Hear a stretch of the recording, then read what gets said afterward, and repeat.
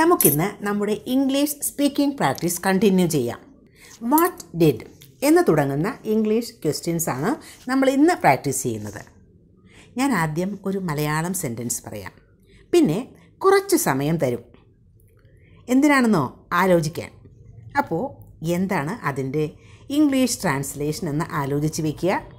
അപ്പോഴേക്കും ഞാൻ English sentence പറയും. എന്താ, റെഡിയല്ലേ? നമുക്ക് സ്റ്റാർട്ട് ചെയ്യാം. ഇന്നലെ നിങ്ങൾ എന്താ ചെയ്തത്? What did you do yesterday? ഇന്നലെ നിങ്ങൾ എന്താ ചെയ്തത്? What did you do yesterday?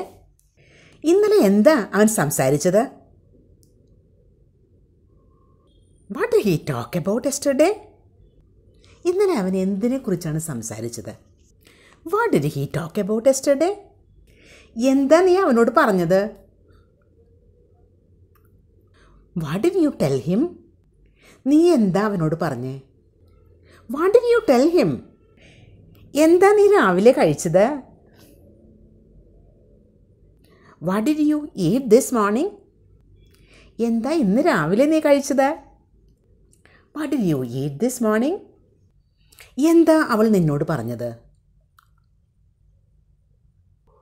What did she say to you? അവൾ എന്താ നിന്നോട് പറഞ്ഞത്? What did she say to you? Last weekend അവർ എന്താ ചെയ്തത്? What did they do last weekend? അവരെന്താ ലാസ്റ്റ് വീക്കെൻഡ് ചെയ്തത്? What did they do last weekend?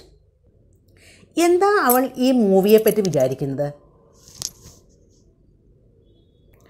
What did she think about the movie? ഈ മൂവിയെപ്പറ്റി അവൾ എന്താ വിചാരിക്കുന്നത്? What did she think about the movie?